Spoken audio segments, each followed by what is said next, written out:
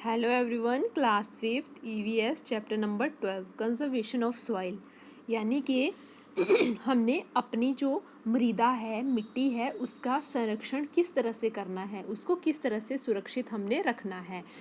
बच्चों, soil is the upper most layer of the earth crust. जो soil है वो अपर मोस्ट लेयर है, सबसे ऊपर की लेयर है अर्थ क्रस्ट की। It is the layer of sand, organic matter and mineral with some amount of water and air on the earth surface। इस लेयर में सैंड है, ऑर्गेनिक मैटर होते हैं और मिनरल्स होते हैं with some amount of water and air. It is valuable natural resource because plants grow in the soil. ये बच्चों वैल्यूएबल नेचुरल रिसोर्स है, जो हमारी सॉइल है वो वैल्यूएबल नेचुरल रिसोर्स है क्योंकि प्लांट्स जो हैं सॉइल में ग्रो करते हैं। Plants are the ultimate source of food for all living beings. All living beings के लिए जो प्लांट्स हैं वो अल्टीमेट सोर्स ऑफ फूड हैं। Plants also help maintain oxygen level in the air. Plant ही ऑक्सीजन लेवल को maintain करते हैं। Next is formation of soil, कि मृदा जो है, मिट्टी जो है वो बनती किस तरह से है। तो बड़ी बड़ी चट्टानें जो हैं वो टूट कर मृदा बनती है।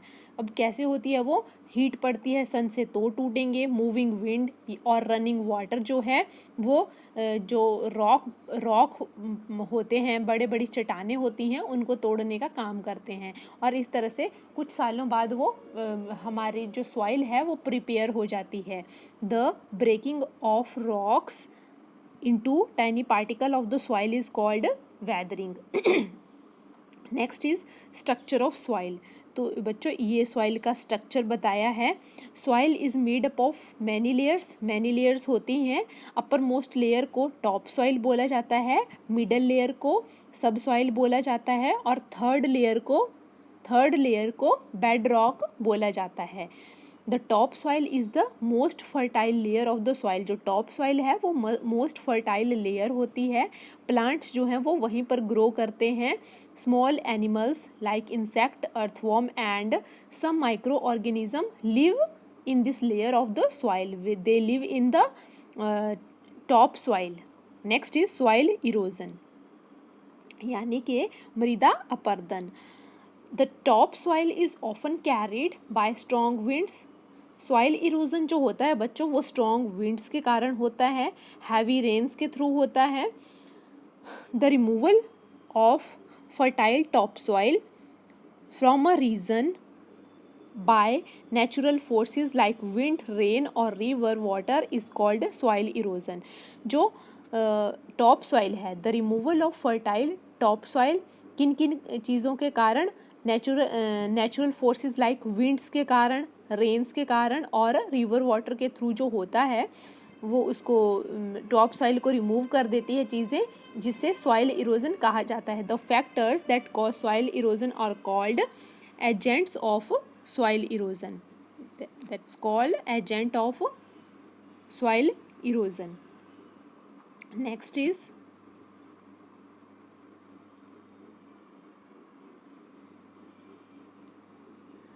Agents of soil erosion. Agents क्या हैं सॉइल इरोजन के? फर्स्ट है स्ट्रॉन्ग विंड्स। स्ट्रॉन्ग विंड्स भी रिस्पॉन्सिबल हैं सॉइल इरोजन के लिए। इसको एक एक्टिविटी के माध्यम से समझाया गया है।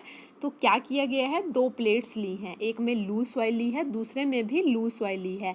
लूज सॉइल ली है और एक प्लेट में क्या कर दिया है, एक में ग्रीन ग्रास भी रख दिया है, ग्रीन ग्रास से उसको कवर कर दिया गया है। फिर जैसे ही हमने जो टेबल फैन का स्विच ऑन किया तो क्या होगा, जिसमें सिर्फ लूज सॉइल होगी वो जो है वो उड़ना शुरू हो जाएगी, वो उसको उसके साथ हवा के साथ उड़ जाएगी।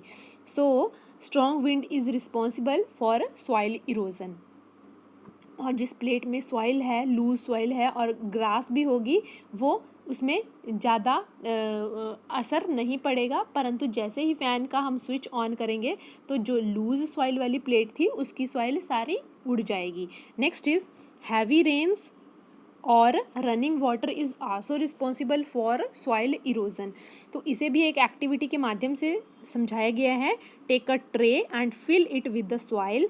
Now water the soil through a tap with some force, एक ट्रे में सॉइल ले ली और after that water the soil through a tap water से उस पर पानी डाला. Collect the water that overflows from the tray in a beaker. इस बीकर में हमने कलेक्ट कर लिया. We find water with more soil. जो वाटर है वो ज़्यादा सॉइल के साथ है. This proves how heavy rainfall और running water cause soil erosion. Next is some other agents of soil. some soil erosion, some other agents of soil erosion. first is human beings. human beings भी responsible है soil erosion के लिए. जैसे human day by day forests को cut करता जा रहा है लार्ज स्केल पे, तो उससे भी soil erosion होता है. when trees cut down on a large scale it is called deforestation. जैसे बिल्डिंग्स बनाने के लिए, फार्मिंग करने के लिए, इंडस्ट्रीज़ बनाने के लिए ह्यूमन जो है वो पेड़ों का अत्यधिक कटाव करता जाता है, जिससे हमारा जो सॉइल है उसका इरोजन होता है. तो ह्यूमन बीइंग भी इस चीज़ के लिए रिस्पॉन्सिबल है. नाउ नेक्स्ट इज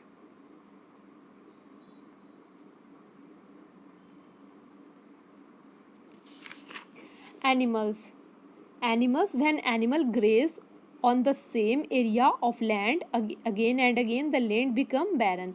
जब एनिमल्स जो हैं किसी एक ही क्षेत्र में बार बार उनकी चराई करवाई जाएगी, एक ही जगह पर वो चरते रहेंगे, तो उससे जो लैंड है वो भी हमारी ऐसे बैरन हो जाएगी. लैंड बिकम बैरन, वहाँ पर कुछ नहीं रहेगा, जिससे भी सॉइल इरोजन होता है. The soil is loosened and carried away easily by strong winds and running water. Last topic is conservation of soil, and this is the title of your chapter. Conservation of soil. Conservation of soil means preserving the quality of soil by preventing soil erosion. First इसमें है can be prevented by. कैसे हम prevent कर सकते हैं, क्या हम रोकथाम उस चीज़ के लिए कर सकते हैं. growing plants. ज़्यादा से ज़्यादा प्लांट्स लगाएंगे तो जो सॉइल है उसका इरोजन नहीं होगा, उसका इरोजन नहीं होगा. The root of the plant and the tree bind the soil particles together. जो पौधों की जड़ें होती हैं वो सॉइल पार्टिकल को अच्छे से बाइंड करके रखती हैं. सो ये अगर हम लार्ज स्केल पे प्लांट्स को ग्रो करेंगे तो उससे सॉइल इरोजन कम होगा. Next is afforestation. ज़्यादा से ज़्यादा पेड़ लगाएं. Afforestation.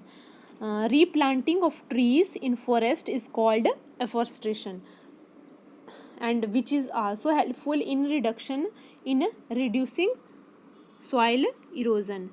Next is preventing overgrazing.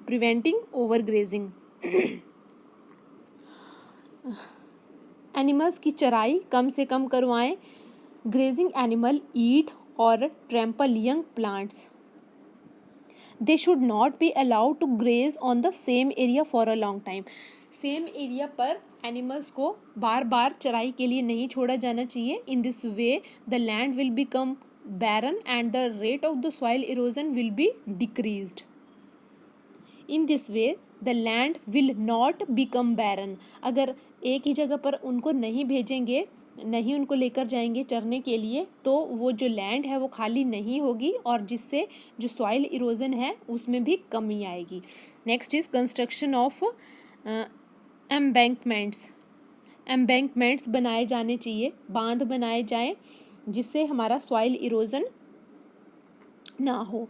Embankments of the rock और stone are constructed on both side of a river or stream to prevent flooding of the water. It is helpful in preventing soil erosion. Last one point is step farming.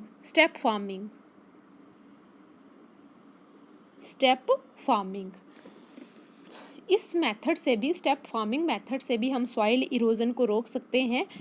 In this method it is the method of preventing soil erosion on hilly areas. जो बच्चों पहाड़ी areas होते हैं उन पर इस तरह से हम सॉइल इरोजन होने से रोक सकते हैं. In step farming the slopes are cut on large steps. जो खेत हैं वो जिस तरह से होते हैं तो उनके जो साइड है उन पे मेढ़ें बनाई जाती हैं।